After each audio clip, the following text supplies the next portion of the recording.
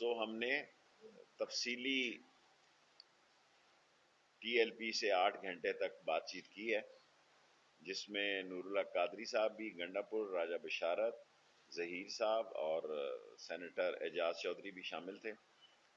اور ان کی شورا کے لوگ تھے، اور یہ طے پایا ہے کہ ہم منگل تک، بدھ تک، جو ہم نے دعا کی ہے اس میں میں نے منگل اور بدھ کا ذکر کیا ہے کہ ہم ان کے کیسز جو ہیں وہ واپس بھی لیں گے اور شیڈیول 4 کو بھی دیکھیں گے۔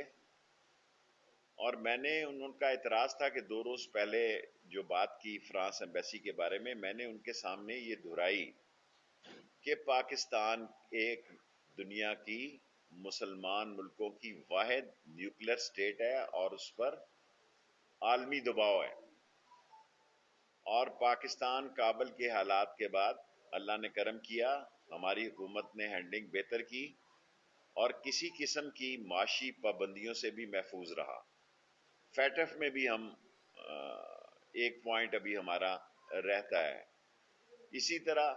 اکنامک کنڈیشن ہماری جو ہیں وہ بڑی سویئر ہیں کہ ہمیں عالمی جو مہنگائی ہے اس کا سامنا کرنا پڑ رہا ہے، جو ہمارے عام آدمی کو متاثر کر رہا ہے۔ لیکن ہم نے ان کے ساتھ دستخط کیے ہوئے ہیں، میں نے اور نور اللہ قادری صاحب نے، کہ اس مسئلے کو، اس وقت فرانس کا ایمبیسڈر موجود نہیں ہے، ناظم الامور ہیں ان کے، اسمبلی میں لے کے جائیں گے اور اسپیکر صاحب سے اس کمیٹی کی تشکیل کے لیے درخواست کریں گے تاکہ جلد از جلد اس پر کام ہو سکے۔ اور ہماری یہ خواہش ہے کہ